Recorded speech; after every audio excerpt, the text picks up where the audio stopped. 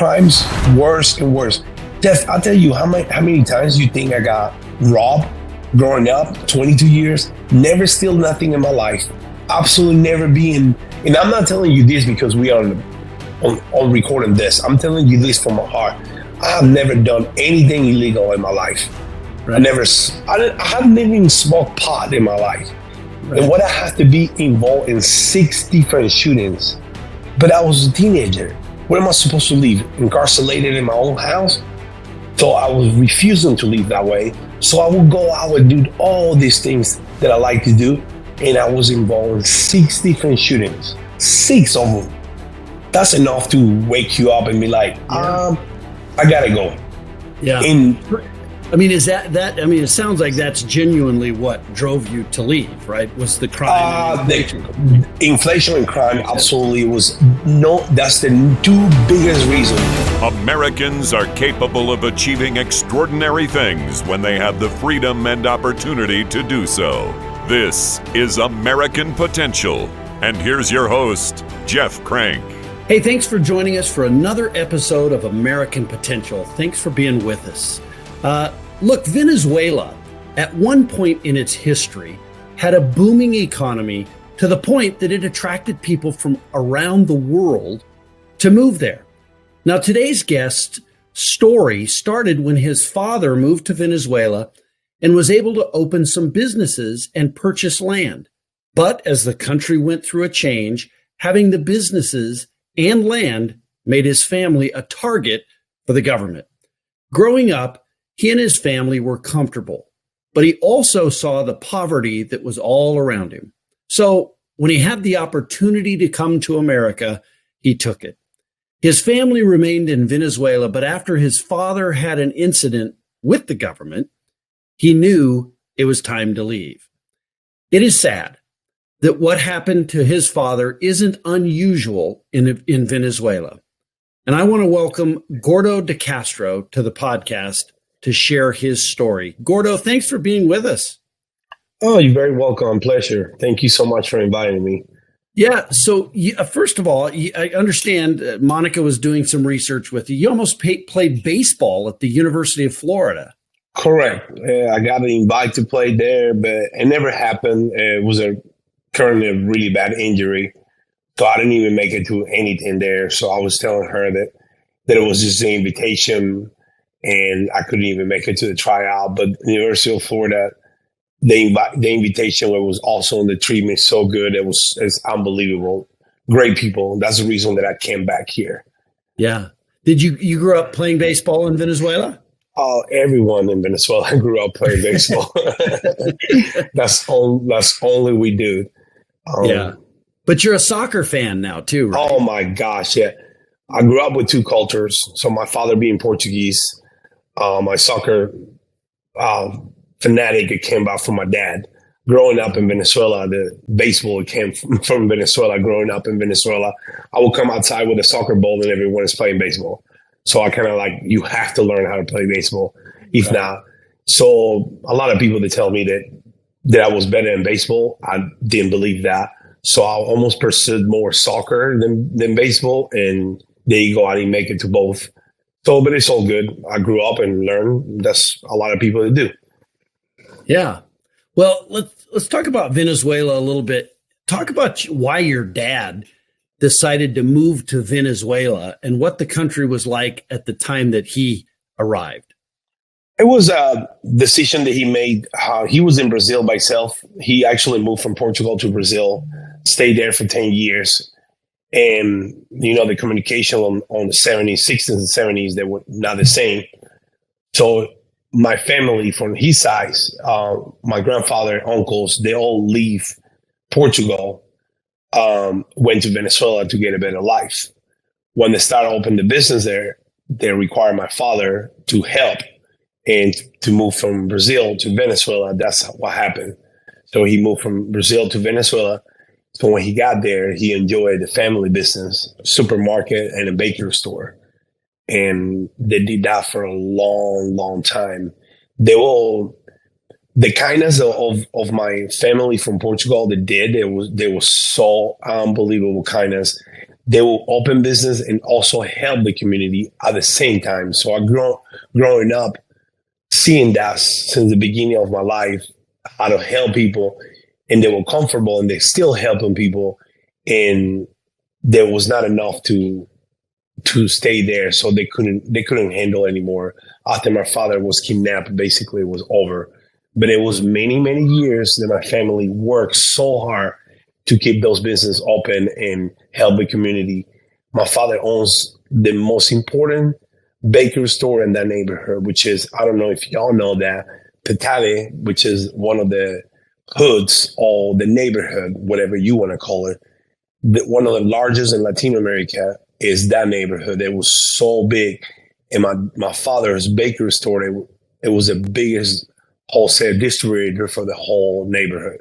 And he helps a lot of people. And it was pretty cool growing up with that, both cultures. Yeah. Well, how about for you? What was it like when you were growing up in Venezuela? For me, it was, I could not change it. I could not change my past for the best one. I mean, I learned so much. Venezuelan culture is, I mean, I don't even know how to describe it. It is the best. I love them. I mean, I lived there for 22 years of my life. And I've been in America longer than that, but my heart is still there. And it was just public schools, everything worked. But it was a lot of crime. It started and it was nothing, no changes. Growing up with that, but it was such a beautiful town. For all the many things that happened, bad things happened there, somehow Venezuelan, they always kept their self motivated to go to work every day, be responsible, and do their things. And it was just, it was very interesting growing up there. So different though, compared. Sometimes I regret it and I say I should have just stayed here in 1994 when I came here to Gainesville, Florida. Sometimes I'm like, I regret that because I could have gone to college. I could have a different path of my life, different career. Since to me, the United States, I always tell Monica that is the best country in the world because whatever you work, they pay for it. And so does my country. It was more like party time. Let's be happy. We work, but because we have to, and it's just different. It's a shock culture. I don't know. I don't even know. I'll be talking to you, Jeff, about this all day long, and it would be not enough time to talk about the culture of Venezuela. Right. So you were 22, right? 22 years old. Yeah, 22 years old. Talk about what you saw, I guess the changes you saw in Venezuela between, being a young boy when you kind of first remember being in Venezuela to the time that you left, and kind of what drove you to leave Venezuela? Inflation and crime. That's the most that I see growing up. So to me, that was the most impact to me and myself personal is inflation and crime. I remember when I worked for my father, he paid me, that was the time, because I remember when I came here in 1994, if I'm not mistaken, which is probably with the minimum salary in the United States in McDonald's was like $4.50, maybe $4 an hour, something like that. When in Venezuela, it was like maybe a penny or 10 cents. There was a giant difference. But somehow, I remember when I was sitting down waiting for baseball players to come over and meet a bunch of people from high school. I was in the McDonald's in Gainesville High School, and I see my friend, how much do you make? And he told me, I work here in McDonald's, but I make $4. And he was driving a vehicle to go to work. And I'm thinking to myself, in Venezuela, it's impossible to do that because the inflation was so high, and you cannot save enough money to buy a vehicle to go to work or to go to high school. In high school, no one had a vehicle. I grew up, no one had a car to go to high school. That was impossible to have. And if they did, it had to be because their parents are rich or they own a dealership, one of the other ones. But other than that, no one has a car. The inflation was so high that I remember changing the price on the bakery store every summer. That was my job, changing the price every week because the sugar went up, because the flour went up because all the material, all the ingredients, every week they go up because there was no control by the government. The government does whatever they want to do. And there was so much corrupted that we kept pricing the price, but the salary is still the same for years. This is what I see, and this is my personal opinion, that the whole time the government was controlling the poor people in the country they get control of the country by not educating. The education there was not good. Mm-hmm. Not good at all. And for a fact, it was so bad that the government actually, I remember this, in what year it was, there was maybe in 96, 97, I remember there was a drastically change from the education because the education was supposed to be not good, and they changed the system. Well, it got worse, and the whole thing did it just to manipulate the system, I guess. I don't know how to describe it, but it was quite an experience. I'm gonna tell you, Venezuela, when I live there and having these shocking cultures, Jeff, going to United States in 1994, then I go in 1995, I go to Portugal to see family, and all I see is everything working. Only any other country that I went, everything works except in my country. You go to, I mean, imagine this, Jeff. If you go and break your arm, this is 94, and it got worse. You broke your arm, you go to the ER, you gotta wait there for 6 hours because nothing worked. Nothing worked. And this is many years ago, and obviously I'm still in contact with family there. They're still the same, Jeff.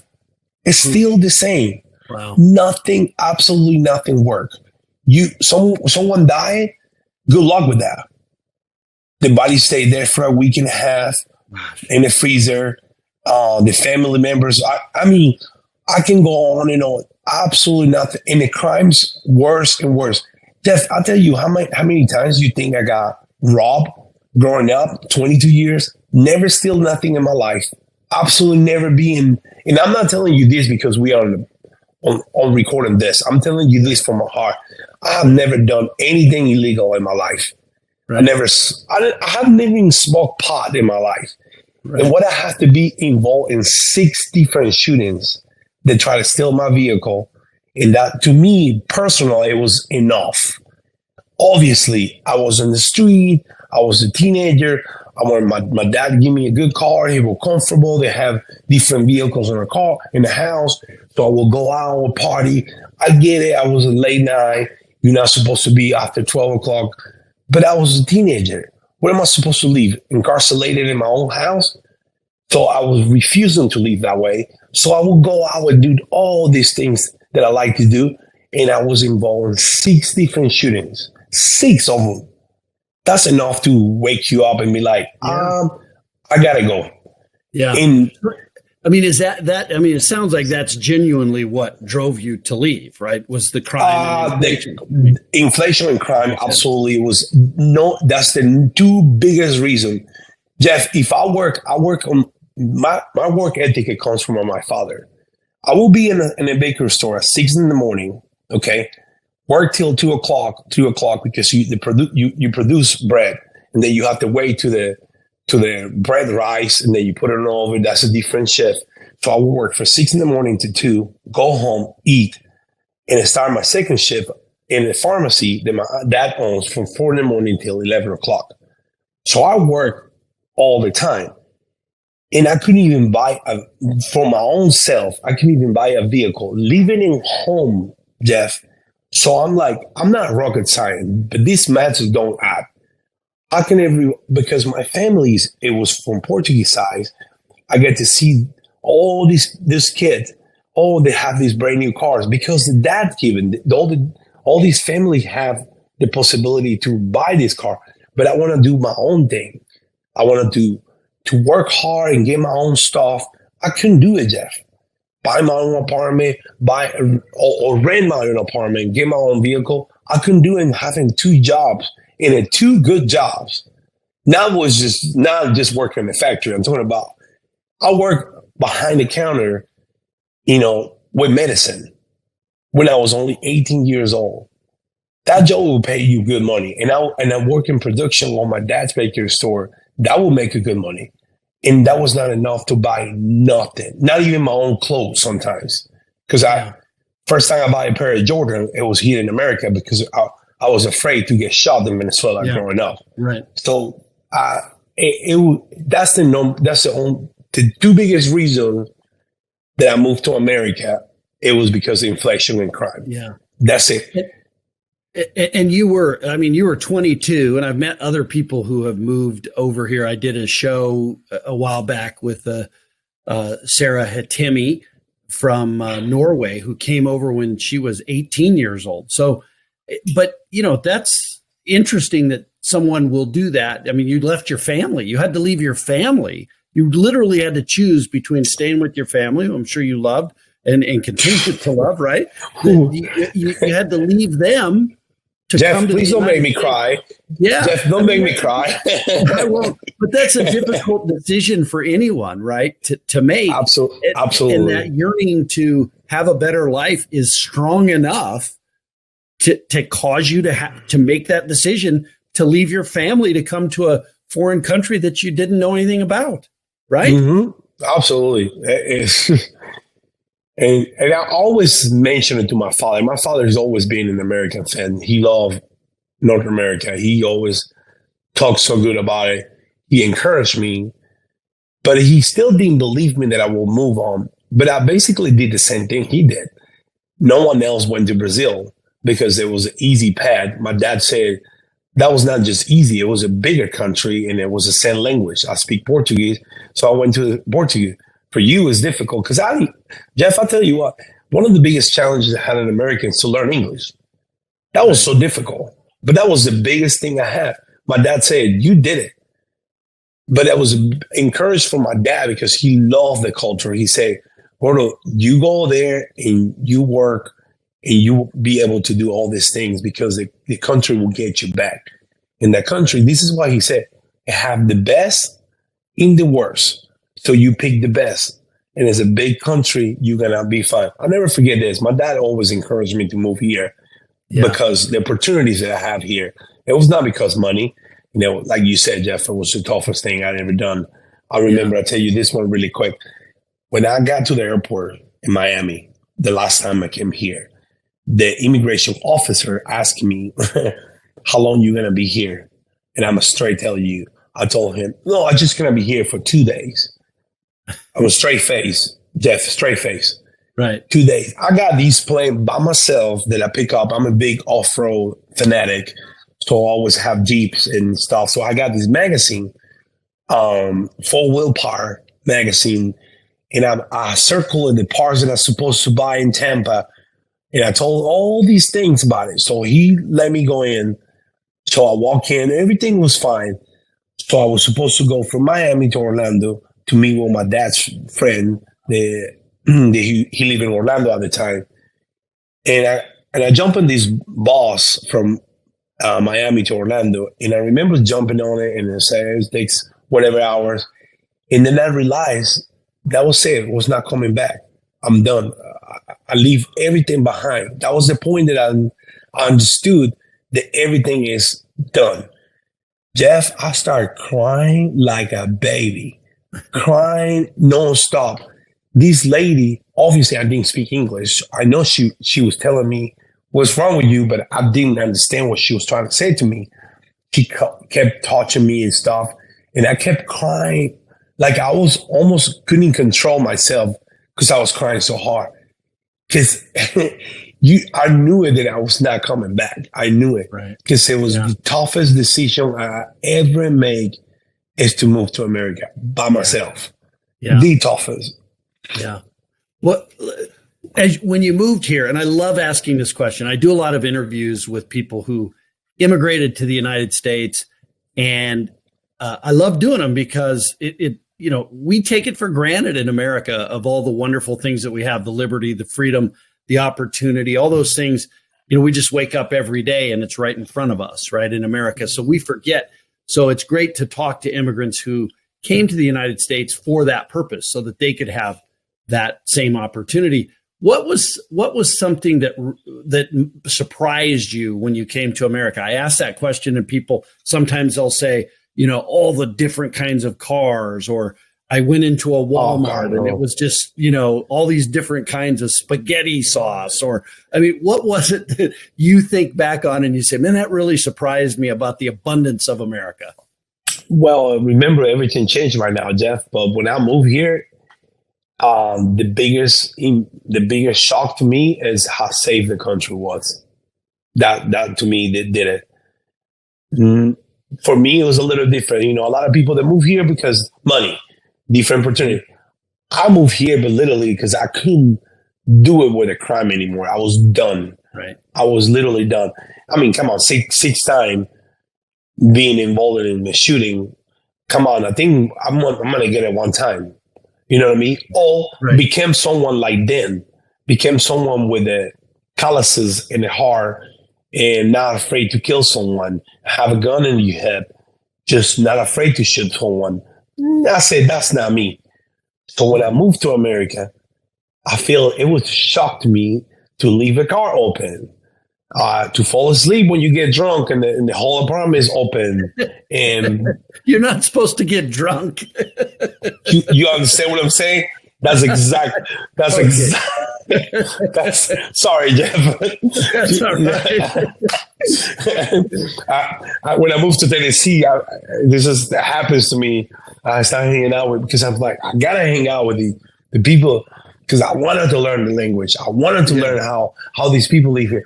So I started hanging out with country boys. That was a horrible idea, Jeff. There was the biggest hot mess I've ever met. And I'm not a drinker. I just say that. I'm a social drinker. I will drink a beer, but I'm never, thank God, I will never a heavy drinker. But this happens to me. That one time I invite these country boys to come over and they don't stop partying. And I wake up, the whole apartment was completely wide open. And it was, Jeff, I'm sorry, but there was girls everywhere. It was a bet. And I say, what the heck happened here? And all you can see, everyone see the whole thing, the scenario. It was like the whole mess. All you see is like, did you guys leave the door open all night? This is what because my mentality was like, we couldn't get robbed. No. So nothing happened, obviously. Right. And I'm like, that to me, it was a shock. That's kind of amazing. That's a great story. See, that's something that Americans have taken for granted, right? Yeah. I live in Colorado, and I've talked to lots of people who live in more rural areas who say, "Oh, we never lock." To this day, they'll say, "Oh, we don't lock the door. We don't lock the front door. When they go to bed and they don't lock the front door." And to me, I think, why not just lock the front door? What the heck? It doesn't hurt you to do it. But, America has always been a safe place. And even though we do have crime now, you would probably even argue that our crime isn't anywhere close to what you experienced in Venezuela, right? Jeff, I love when people tell me about crime and the statistics of the numbers. And they tell me Chicago, and they tell me these, and they tell you all the murders. And I say, wait a minute. So I'm not a college grad, but I know numbers. And I remember growing up, you talking about that, it was 35 murders per week. Wow. Just on the capital of Venezuela. Just on the area. We're talking about 27 million people, 34 in a little area of 7 million people in Caracas that live. What is the population we have here? Because I'm an American citizen now. We have 330 millions that we can count. Right. And you can hear the murder on Chicago. Oh, we have 5 in 1 week. Wow. Do you understand the craziness of these numbers? 35 per week. And people, Jeff, I'm telling you this. I will talk to American people that grew up here. And sometimes they look at me like this guy is so lying right now. Because in their head, they cannot understand that I grew up that way. They really don't understand whatsoever that there's no way this guy grew up in an environment like that and never smoked a joint in his life. And that was me. Well, and two things contribute to that. One is the rule of law, right? That there is a system, a government that's set up to make sure that we don't take other people's things and don't kill them and all of that. And if there's a price and a penalty to pay for that. But the other one is opportunity, right? If you have opportunity, you aren't, sort of, I don't want to say forced to steal, but you don't think about stealing, because if there's opportunity, there's no need to. You go out and create that opportunity, and those things don't exist or haven't existed in Venezuela for a long time. You call it opportunity. We call it in the street of Venezuela. You're not hungry, and you don't have to go find something to eat. And that is, my father teach me this, and so when you go to your house and you open the freezer and say everything is there that you need it, you don't need to go outside and look for anything, right? And that's exactly what I feel like the target in these poverty neighborhoods. They have literally nothing to eat. I think I told Monica this, playing soccer in the street one time. And in my street, it was obviously they're a little bit more better. We was always playing in my street because my dad wants to keep an eye on me because he's a bad neighbor. So, but one time I decided to go to the street down and decides to play with my friend Junior. Junior live in it, we call it in Venezuela, the rancho, which is literally cardboard and a dirt piece of land. And just, it's I don't even know how to describe it. It's bad. But he lived there. Happy as can be. Junior will walk up, go to school with us, smile all the time. So Junior invited me to go drink water at the house. Nobody comes to my house. So we did it. Jeff, we go to his house, me and my friend John, and we go down to stairs, and just very inclined stairs because it's like literally in the middle of the mountain. And I go down, and he pulled a jar and poured water on us. And you can see the little particles of dirt in the water. And I said, dear God, I'm going to be drinking this water, but I'm not going to hurt my friend's feelings. So I drink the water. Not even 30 minutes, my stomach was killing me. And I'm thinking, these people, I grew up seeing kids with, those in Africa, you see those kids that have worm in their belly, and the belly is so round. I see that. I see that growing up. And then to me, it was not fair to have everything I needed. My father provided me anything, but he always encouraged me to help all at once, which is, I can't even go there yet. But seeing that, it make you, I'm sorry, Jeff, but it make you a different person. It makes you not take life for granted. And one of my motivations in life till this day, I'm 47 years old, and I always tell everyone around in my route that I work for a delivery company. I always encourage people to say, think about someone up there that got worse than us. And that motivates you to get better and better person every day. And that's what Venezuela teach me. Right. Because I got everything, Jeff. I got everything. Christmas with a lot of presents, food, everything was there. But then when you go around my area and you see all that stuff, come on. I would never say no to my dad. My dad asking me to do something, I do it. Because it was tough. It was tough. Rats. I remember I'm terrified of rats. My friend Miguel lives down the street from us. We go to his house. He's eating, and the rat, they will come down and they will feed the rat. And I'm like, what in the world is, and you pretend, Jeff, you pretend that nothing is going on. You're like, oh, this is normal for them. Yeah. Oh my gosh. It is not normal. It is not normal. So you come to America. This happens to me in Publix in Florida. It was in Gainesville. I walk in, and there's a person walks in and starts screaming, and then I grab them apples and they start yelling and goes down and everybody's like standing on the guy, and I'm like, I knew what he was doing. He was happy to be here. So I remember that, and I leave that, Jeff. I leave that in my country. People with nothing to eat, and in the other side of the city, people that were filthy rich. Like, oh my God, this is very shocking And now one of my favorite things about also America is that you can find somebody that's filthy rich in America and is still humble. Mm-hmm. Try to go to Europe. No, that ain't never going to happen. Yeah. You're never going to see rich people hanging out or go around, go eat dinner in the same restaurant with somebody else. No. Man, I'm telling you, Jeff, I'll be talking to you about this all day long. We will have dinner and we will talk about it all. Is any other question you want to know? Anything? Yeah.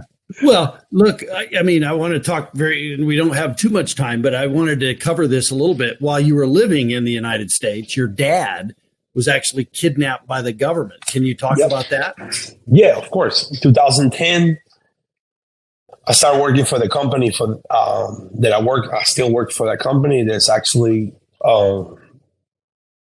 it was at 3:30 in the morning. I went to work. I came back. I get a phone call.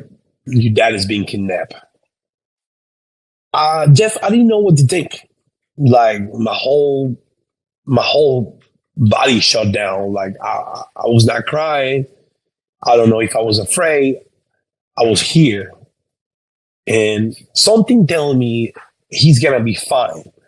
But by the hours it goes by, you start getting more nervous and more pressure. And it was 47 hours kidnap. They call it Kidnap Express.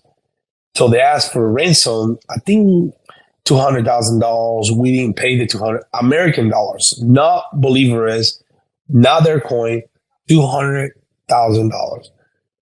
Somehow my dad's, because he's been in the business, man, he knows a lot of people and they love him. That's the reason they pay. When you are a good person, it pays back no matter what. So they basically get a pool and everybody start donating $5,000, $3,000, $2,000, and they collect in 47 hours, $160-something thousand. Wow. They drop the money. They drop my father in the country area at 3:00 in the morning, and he got a bruise on the head, the punching. And it was there was his gift for his birthday. It was October 4, 2010. That's when it happened. And he said, "Oh man, we're not gonna kill you because today is your birthday, and we can kill you today." So that point, it was the hardest thing I had to deal in my life. Yeah, the hardest thing because I couldn't do it. And we found out there was actually what do you call it? The kidnappers, they got the order by the own government connections. It was actually a senator that asked my dad to kidnap because my dad needs to pay more ransom every month. They call it fascination, whatever they call it. It's like a mafia. You have to pay for it. And then my dad refused it because he's been paying and all the community love him. Their own people turn his back on him because money, and that's why they kidnap him. Yeah, and it was sad. So, and they knew that it literally was the government that kidnapped him. It was literally the government. Yeah, I mean the physical part. It was not the government. It was people. Some people from the neighborhood. They grew up with us here there, but they're hungry, like you said before, Jeff. The opportunity, but they're hungry. Guess what? The government, what they have, corruption and money. So they pay for it.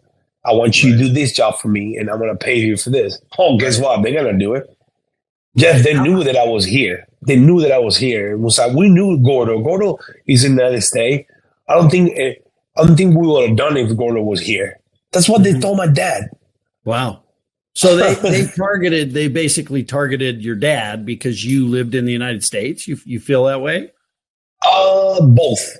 Yeah, he knew that I was here, and the bank that my dad made the deposit also give that information to hire old people and say this guy is making $20,000 a month, depositing $20,000 a month for this business. You should clean his account. That's how it works. Right. And that's why a lot of people that only have cash there because they don't trust the banks anymore. Yeah. So I imagine this happens a lot, that the government kidnaps Folks, what happens to those that can't pay the ransom? They killed him. Wow. They killed him. No mercy whatsoever. If you don't pay them, they will kill them with no mercy. And they will tell you it's just business. And that's how it goes. Jeff, I tell you, when I was 19, my father gave me a 9mm Beretta and told me, go deposit. This is in the 90s. To remind you that cash is cash. And then at that point, it was believers. And he said, you got to go to the bank. And he will tell me, Gordo, go to this path. You go to this route. Pay attention. And he told me all the instructions you have to do it. Can you imagine leave like that? Instructions to go make a deposit. Yeah, I did that. So we did it every day. 1970 something Dodge Star followed me and a Fiat one that followed me. So I'm being smart. My father teach me well. I'm going to tell them to follow me to the police station. If they want to kidnap me. I was scared. So I turn around. I have to shoot the guys. I never know if I shoot anybody, but I have to shoot them, literally. And I heard tires burning out. I go home. I went actually to the bank, go and tell my dad and said, this is what happened. My dad cried like a baby. That was another reason that I'm like, yeah, this is done. I can't do this anymore. And that's when I moved here. I felt so bad when my dad was kidnapped. Oh, it tears me up that I was not there to protect the family. Ugh. Yeah. Oh, I was so angry that I couldn't even describe you. And a lot of people, Jeff, I'll tell you this, like I said, I'm not a political person. I don't know I don't have the education enough to know about politicians, but I know it's one thing. This is the best country you can ever live is in America. And then when I don't take anything for granted, when I say I go to work every day, I come back, provide my family, and go to eat dinners. Come on, man. You don't have a price for that. This is the best. And people, when talk bad about America, I get so mad. I'm doing better. I don't get upset anymore. I usually I don't do. I just listen and not listen at the same time. Yeah. But I do not like when people talk about this country because it's literally you understand what I'm saying. I do. I totally do, Gordo. I totally do. And look, I mean, we're out of time, but I want to thank you for joining us and kind of sharing your story again. I just think Americans need to hear this. I love Americans like you who, you get angry when people run down the United States because you've seen the other side and you know how great this country is. But thanks for joining us, Gordo, and thanks. No, thank you for the invite. I really enjoyed talking to you, Jeff. I appreciate it. Thank you so much. Thank you. You bet. Okay. Well, look, I mean, Gordo did a great job of explaining, right, why he came to the United States and just the safety and, better, more opportunity, better place to live and to become the person that he wanted to become in his life. And we take that for granted. You can't ever take that for granted. You have to go out and defend like Gordo does, right? When people run down the United States, Gordo defends America. He defends freedom. He defends liberty. You need to do that as well. Thanks for being with us. Thank you for listening to American Potential. You may listen to more stories from Americans working every day to expand freedom and opportunity in their communities by visiting AmericanPotential.com.